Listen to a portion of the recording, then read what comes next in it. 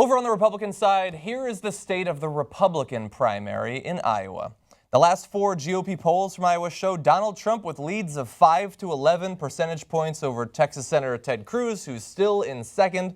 Hold. Okay, now, we had a Republican debate last time around, and I remember someone saying that Trump had won so significantly that his numbers would move in a big way at the time. I'm not going to take credit now for that.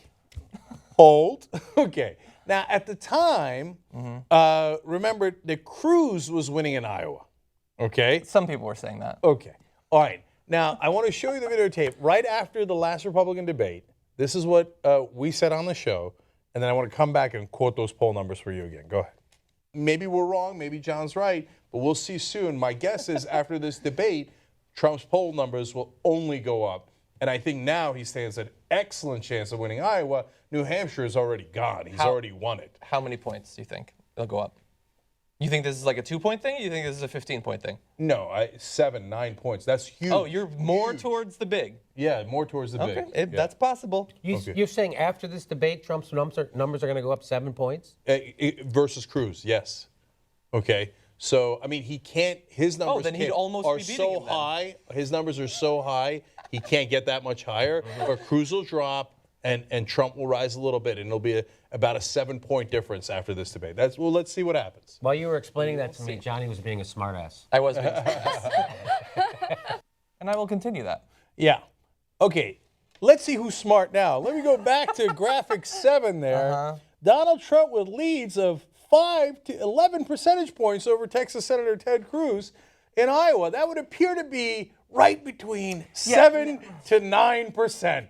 Is it possible that I could have been more correct? It's possible. We're not comparing. According to the numbers, it's literally not possible. Apples to oranges. Oh, yeah. No, here's exactly how it's apples to 5 oranges. to 11, 7 to 9, apples to oranges. Because once again, this last 4 GOP polls showing him up 5 to 11 is including all of the candidates. When I was saying that he was losing to Cruz, it was during a hypothetical 2-person matchup, which we don't have the data on. I'm going to furiously try to find it during the break. We don't know that he's gained 7 to 9 points in that. We just know that he's generally up. And by the way, he's up by 5 to 11. He wasn't down in all the polls beforehand. He was down in a Fox News poll, won by 5 points. Okay. So, yes, he has gained. A lot has happened in those past 2 weeks, a lot other than just the debate. But here's what I just heard. Blah, blah, blah, blah, blah. Okay. Yeah, that's mostly what I was saying.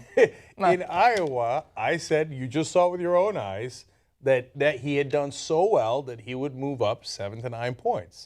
Yeah, and now here he is, up 5 to 11 points. He's now you up. Can say he didn't move up. He is up. Okay, so you can parse those. And I'm you can trying. You are. And you can talk about, well, I mean, there was this poll and there was that poll. But have you seen,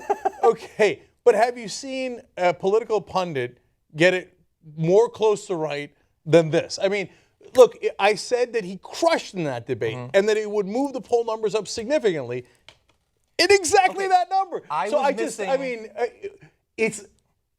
Is there anything I could have said that night that would have been more correct? I was forgetting. You see what I'm saying? I had missed that crucially and importantly, Ted Cruz is a little weenie. But that's what I was saying. That's what I was saying. He's a little weenie. But once again, hold on. And Trump did this to him during the debate. Hold on. Can we go to, let's bring up the 30-day rolling averages just in the second poll. So he's down 5 on average. So Ben Carson's at 7.4. If Ben Carson would just fall asleep for good, Ted Cruz would get those 7.4 points. No, I think he would. I think it's the only people that are sticking with Ben Carson are the evangelicals. He had the anti-establishment people. They have since gone to Trump, I think. He would get those 7.4 points, and he would be up a couple over Donald Trump. But Ben Carson keeps accidentally waking up at the last minute and holding on to those 7 points. He's screwing Ted Cruz over. So, John, and it's wrong. It's wrong. Okay. John, you've got this wishful thinking. You're Nate Silvering this. Yeah. Okay. That you hate Trump and you don't want to see the political reality. I hate Trump. I dream a dream of a Ted Cruz presidency. I know, right? The only guy worse than Trump. But it's not about what we feel about their policy positions. It's about analyzing politics and seeing who did well in the debate, what effects it's going to have in the polls. And in this case, that's a rolling average. And if you want to, talk about where he was as opposed to where Trump is today, you wanted to say that was my actual prediction. By the way, he was down about 2 to 4 points. Now he's up by 5 points, which is 7 to 9 points. You think you can use math for everything? Okay, so Academic elitist over there. right With his It's- numbers. and the reason, look, the reason I brag about getting stuff right is, one, because it's fun. Let's just keep it real.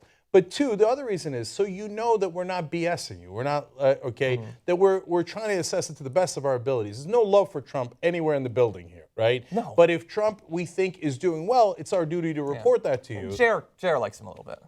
I'm not supposed to say that, I know, but Yeah. Oh, and Jesus loves him. oh, who listens to Jesus? Right. So that's what's happening. And now people are beginning to realize after that debate, this thing on the Republican side might be over. Now let me add one more thing to that I think is really important. And then I want to add one thing. Yes. Okay. So New Hampshire's done. He's a giant lead in New Hampshire for Donald Trump. They're talking about, is Kasich going to come in second at 12 points? Yeah. Or is it going to be Cruz or Rubio at 11 points? You're missing the guy with the 23-point lead, right? Yeah.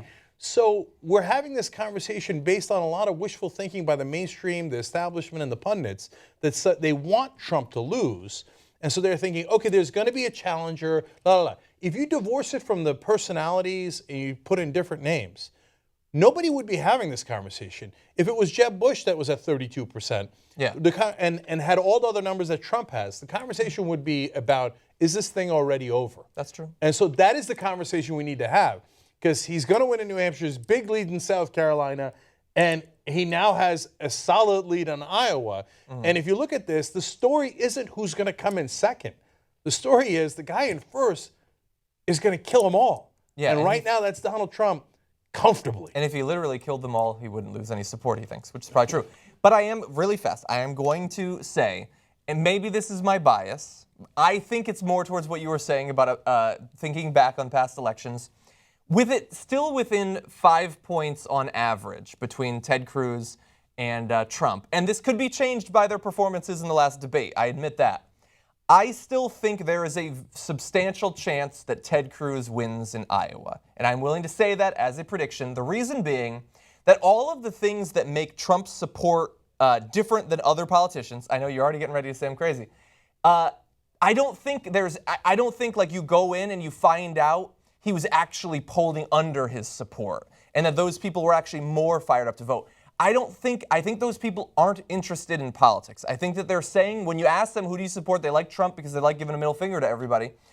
We know from analyses of Iowa, he doesn't have any ground game. He has like no volunteers. He doesn't spend time in the area. Ted Cruz has been spending every waking moment there. If anybody is going to pull out a surprise on Iowa caucus night, it isn't going to be Trump. It's going to be Cruz. That's my belief. Okay, well, then we got it on the record. No, I'm happy to have it on the record. I'm ready to delete this as soon as necessary. Last thing, JR, I need an arbiter here. Okay. I'm just saying. I mean, you're oftentimes my biggest skeptic. Yes, he gained points. I admit, he gained points after the debate. I'm already done with you. JR, what say you? Like if he has a chance to finish winning this? No. My 7 to 9 point prediction. Well, I mean, it was self-explanatory. Thanks a lot, JR. I gave you candy today. Because as I was cutting that down, I was looking for any of the caveats where John was saying, okay, I get that, and I would have included that. Because as Cenk pointed out, especially in these "I told you so" videos, I look for anything. I know. I thought I had Like, one. you kind of told us so, but you didn't completely tell us so, and it was kind of exact.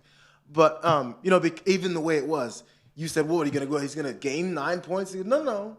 The difference will be that because when we go down one, and I was like, "Oh, that probably isn't gonna happen either." But it did. Hey Zeus, could you cut his mic, please? But it did.